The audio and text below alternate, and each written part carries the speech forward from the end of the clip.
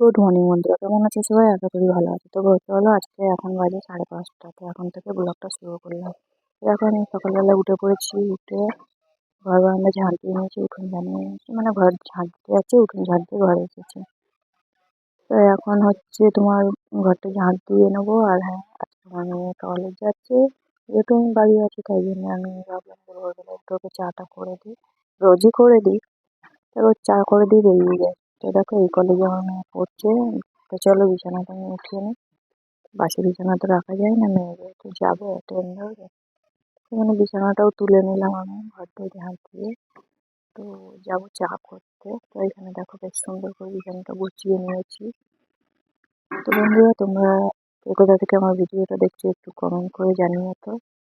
তো এখানে দেখো বিছানাটা তোলা হয়ে গেছে। তো একটু চা করে দিলাম সকালবেলায় মেয়েকে। তো এখানে দেখো চা করতে এসেছি। তো চাটা করে নিয়ে দুধ চা করে দিচ্ছি, একটু আদা দিচ্ছি। আদা দিলে কিন্তু চাটা খেতে ভালোই হয়। তো এই যে আমার হাতেও লেগে গেলো একটু, তাই জন্য হাতটা ওরকম করছিলাম। তো চলো, চা করা হয়ে গেছে। মেয়েকে বললাম একটু চাটা খেয়ে রেডি হয়, তুমি চা খেয়ে রেডি হচ্ছে।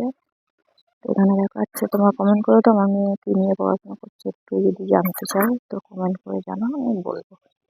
এখানে মেয়ে রেডি হয়ে গেছে, ও বেরোবে। তো চলো, ভিডিওটা আমি এখানে শেষ করছি। তোমরা ভিডিওটা দেখতে থাকো, লাইক কমেন্ট শেয়ার করো, অনেক অনেক সাবস্ক্রাইবার করো আমার চ্যানেলে। তোমরা সবাই ভালো থেকো, বাই।